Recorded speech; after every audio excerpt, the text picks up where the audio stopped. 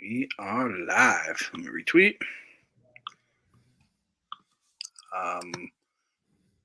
Post fight / rat.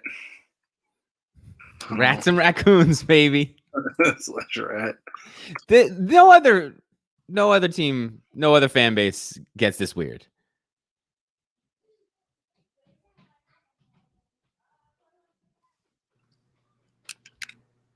I mean, it's so cheesy that they're going this route, but at the same time, it turned into a playoff atmosphere in like a bullshit D-backs game in May, just because two of the players are brawling in the tunnel. You got Pete Brackett breaking the bat over his knee. I don't know. If that's the weird shit that we need to get going. Yeah, I think that's like a Lindor. Like, just, I got to spin this somehow. It's like a weird story. It's obviously not like a perfectly well thought out story, but shit gets crazy. I mean, you could tell they're at a breaking point, and hopefully it's breaking the right way. We were saying on our podcast a week ago that I was like, Kevin, I will fight you in White Plains right now because someone needs to fucking fight. If we're not going to pound Alvarado's face into the goddamn diamond, we're going to have to fight each other. These guys, these two leaders of the team, Francisco Lindor and Jeff McNeil, decided to take matters in their own hands, and I'm proud of these two young men. Just guys being dudes, boys being boys. This is what we need. This was what we needed. We said, and it literally worked. They both hit rockets. Like, I mean, it's weird when it like absolutely 100% works. Let's go. What led up to it though is my question, because I had it muted when all the fighting and shit was going down, and by the time I unmuted it, like, how did they end up in the tunnel? What brought them both down there in the first place? Do you guys know? I think it must have been that miscommunication with the ground ball, and then as they were going in, I don't know. I mean, it's kind of weird that they both just were like, we're clearly going to fight, so let's like get away from the cameras. But I think, somebody starts chirping, somebody says something back, and they go, okay, Dom Smith, meet me in the tunnel. It's not supposed to be your own fucking teammate, but still, that's the only way I pieced it together. I think we got to make Meet Me in the Tunnel shirts, because this is the second time the tunnel is coming out in fucking, and it just led to the biggest win. It feels like the biggest win of the season. Again, a Diamondbacks win on a Friday night. But I mean, listen, 4-0. I was completely checked out of the game. I told you guys, I was like half awake on the couch from like the 5th to the 7th inning. I woke up and I saw fucking Michael Conforto running into the tunnel, and Mets Twitter is so fun. Oh my God, I hope everyone's okay. It's like, guys, let's just settle down here. No one's dead in the fucking tunnel right now. Yeah, it's like missing. Yeah, exactly. It was like, I got canceled for making Hakuna Machado joke on fucking Twitter. Everyone has to just settle down, relax, chill out. Blue Mountains, Coors Light, yada, yada, yada. I'm proud of Lindor and McNeil for taking that. We said, can Lindor be a leader as the new guy? Started fighting. Showed a little bit of fight, Bren. I wonder if we're going to get any more details. I mean, obviously Lindor is, just making up stories now. So maybe that'll be like the last we ever hear of it. I mean, friend of the pod, we could always see if he'll throw us a few crumbs here or there about what actually. Well, if it's like he got choked out, I don't know if he's going to be like, our star player pinned me up against the wall and had his hands around my throat. He did look, They were showing a few red marks around there. They said his eye black was all smudged. So, and Jeff wasn't really giving us anything in our interview. He was very nice and gracious, but he was kind of like, just kind of running through the cliche playbook whenever we asked any kind of question that pushed back. That would be awesome. He's like, yeah, we kicked the shit out of each other. We scrapped it up. I wonder. So has McNeil? Because we heard from Lindor. But do we know if we're gonna get McNeil? And they asked I know Tacoma asked both of them for availability after, so I think that they're both getting up there at some point. I mean, Lindor bunted too, and then gets thrown out as McNeil's running past him. It's like, where were you on that one, dipshit? We give him like the smirk. Well, that's what you hope. You kind of everybody I think now is painting this pretty rosy and saying like, oh, they got it out of their systems and they're good because they did show McNeil on deck and they were kind of, they were being cordial. But I wonder, after that, you lay down a bunt, you kind of like fuck up the potential rally that could have won it there. Is everything good? You kind of hope it is, and you could see how it could be. But I don't know. It could linger, It's one of those things I think where like it'll be in the back of your head now the rest of the season if anything comes up between the two of them. But Lindor's so new and McNeil's such like a low-key guy that I really don't foresee it being like a long-term problem. It would be like I can't even like Jeff Kent. It's not like a Jeff Kent situation where he's an asshole and literally nobody on the team likes him. I think it's one of those things where it's like the two quiet guys who are just playing up the middle. They don't need to be best friends. They just need to be amicable and it could go that way. This could absolutely be the bonding moment for those two, and they could end up being like the closest on the team. I'm just saying that's what we all want to happen. That's what we're hoping for, and we're hoping for storybook ending. These two go on and kill it, but they also could just hate each other's guts. Like once you get and fight a person, you don't necessarily become their best friend. If you had to give me a guess of who on the team would get into a fight, I mean, they'd probably be like the last two guys. One guy's always smiling and playing with like everybody. The other team, his team, he's always just, he's Mr. fucking Smile. And McNeil is like the most unassuming dude. And they have like a good chemistry up the middle, right? Other than that ground ball. That would be the last combo I would ever think would get into a fight in the dugout. Unbelievable. It's so fucking Mets. It's always something, guys. Even when we win, it's something. Also, do you think Frank was ready to storm the field after Lindor laid down that bunt? Because there's no way he wasn't completely red in the face, screaming at the top of his lungs. He's been there all game. He's had to put up with all this bullshit. I mean, I think everybody was. I can only imagine what was coming out of his mouth. I think everybody was a little bit like, "What the fuck was that?" Though, right? I mean, I didn't even. Was he hoping for a sacrifice, or was he thinking he was going to get on base? I mean, I know that's the only run that matters. But I'm like, you guys from the bad, dude. If he executes that and they win the game, then you like commend him as being like, this guy paid all this money and he's still going to be like the small bulk type of guy. You get paid $341 million. I want to see you crushing the ball of the gaps. Yeah. Come on. I at first I was it's like Beltran used to do that shit too, right? All the time. Yeah.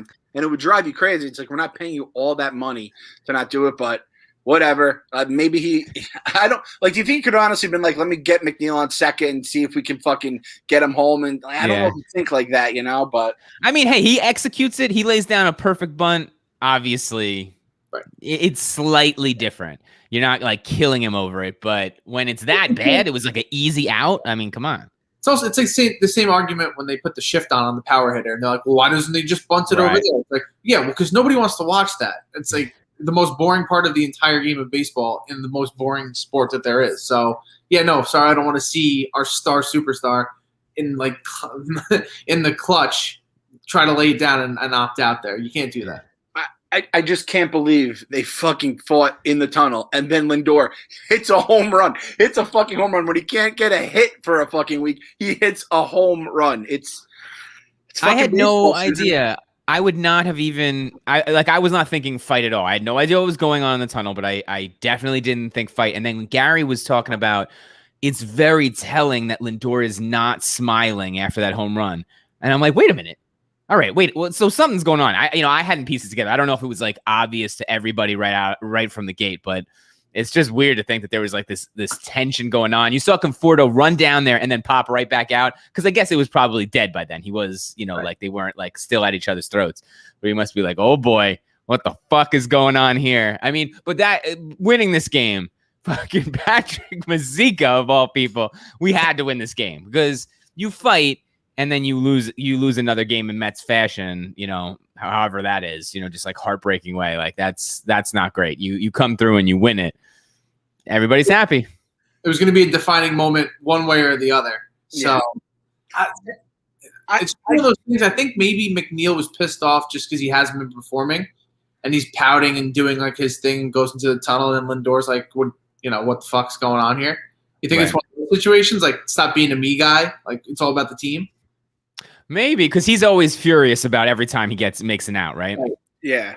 And I could have just seen somebody saying like Lindor being like, you got to let me have that ball. And, McNeil saying one thing back, and, both those guys are struggling, tempers flare.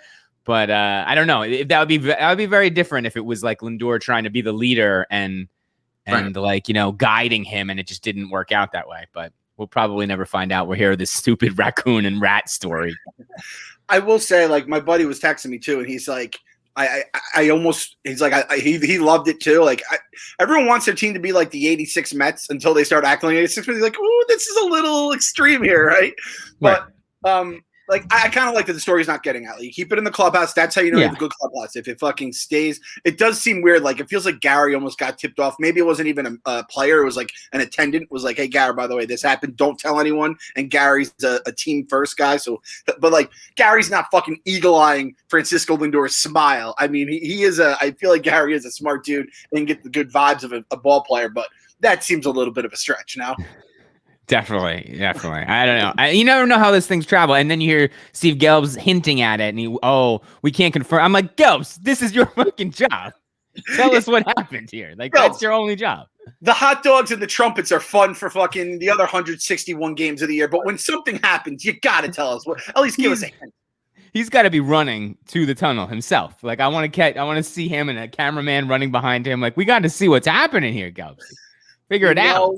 Pete's gonna bring a fucking rat to the dugout tomorrow. I can tell you that right now. I'm putting that or the subway where it's like recently sprayed with pesticides to kill the rats and it has the little rats symbol on it or something. Yeah, that is 1,000% going to happen tomorrow. Who was saying? Did somebody say? Did he just call McNeil a rat?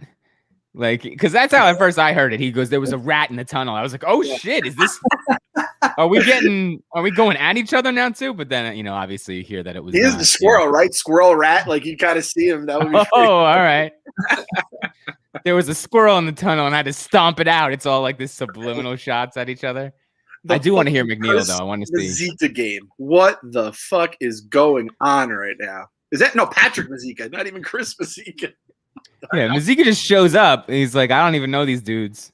Cup of coffee, and they're just like, go stand up there and try to get a hit. I thought for sure he was gonna walk or get hit by the pitch. He's gonna be like in bench warmers where he's just standing up there with the bat. I'm like, who the hell is this? People were calling for DeGrom to get a bat. I would have definitely pinch hit with him there.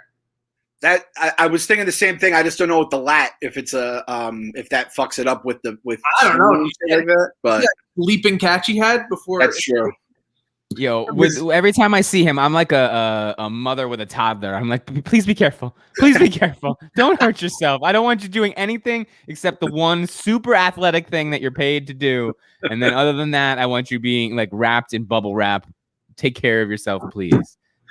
Mazika, like honestly, if you ask what position this guy plays, I would have said pitcher. Like he just looked like a pitcher. His batting stance was like a pitcher.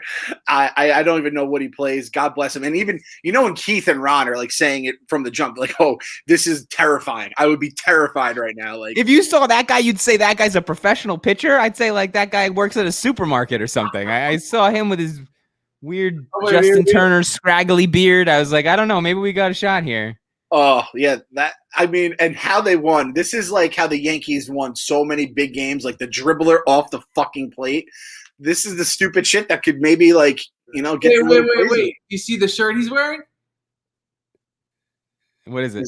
He's wearing the Lindor. He's wearing the Lindor shirt from Lindor Day. He's a stoolie. Oh shit! He's wearing the Lindor shirt.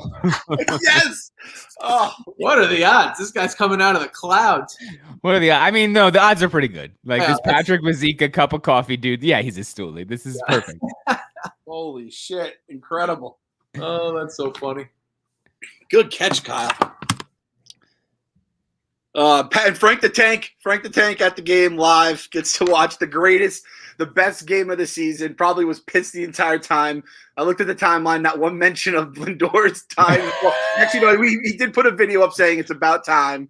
God, what a fucking game.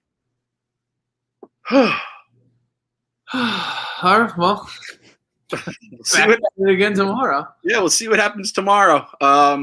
Tomorrow is Barstool, the ballpark, obviously. It's not like the legit version. I don't know how many people actually decided to, go. It's not going to be, hopefully, what do we say, July is what we're hoping that we're going to be able to do like the real one. At least the vaccinated people in the Barstool at the ballpark can all congregate based on the sections. I guess that's going to have to be we'll have to figure that out with the rep at some point. I can't believe he's wearing a Lindor shirt. God fucking bless. Well, the road to 96 just got a little bit easier right now. Again, if fucking it's a bumpy road. It's a bumpy road.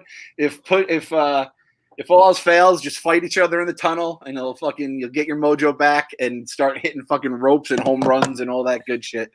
Oh, if they could just get hot, wouldn't that be nice? Just turn it on right now. May is our month. Or- June is not. Right, exactly. If we could get them rolling in May and get just a little bit out ahead of this June The drought June that we soon. always have. And June is, allegedly when we're going to have everyone back in terms of Noah, Carrasco, Lugo. I mean, I don't even know who the fuck we're starting tomorrow, right? We scratched some dude in the minors today, right? Lucchese again? I feel like No, he just there was someone else I heard they scratched that might be, I don't know. Again, I don't know. It could be Lucchese, I suppose. But we're doing this down bad right now. I mean, we have fucking with Jake being out, that's just such a reliable thing, and Carrasco just getting pushed back. Carrasco, I'm getting Jed Lowry vibes from Carrasco. It's that there's no rationality to that whatsoever. It's just a feeling. I'm like, I don't know if we're ever going to see this guy. It's terrifying, but I don't know why. it's just like now because it's 2-year contract again. You know, 2 years, just like Jed. I'll be like shocked. Oh my god, he's fucking old. Like, he's underratedly old too. I mean, he had obviously the cancer battle, so it's like this guy has just been through the ringer. Like, I won't even blame him if he doesn't come back. The craziest thing, just because you said Jed Lowry, it's starting. Like, Brody kind of might have known what he was doing. Jed Lowry just don't say that, clown. Don't say that. Even if it might be true. Even if I can't hear that. I don't want to. No, make your point, but I really don't want to hear it. It's terrifying. It's like Jed Lowry is fucking like an MVP candidate in the AL. Miguel Castro is like one of our best bullpen guys, and Edwin Diaz has his fucking mojo back. It's like shit. And listen, this is coming with Jared Kelenic apparently like coming any day now to the majors. So I will be very much hating Brody for the next like 5 to 7 years until Uncle Stevie brings him back home. But I'd have to say, like, I have to say this Jed Lowry thing might have actually worked. It would have never worked in New York, never with the Wilpons, right? And that's what I'm convincing myself with this Carrasco thing, just to bring it full circle. They're like, let's give him more time instead of less time, which was the opposite of pitching Pedro when his toe was broken in a dead season and just ruining his career. So hopefully that's how I'm convincing myself that everything's going to be with Carrasco right now. So as always, we don't know what tomorrow will bring. I'm sure we'll be back tomorrow, hopefully for good news. But until then, gotta believe. Gotta believe.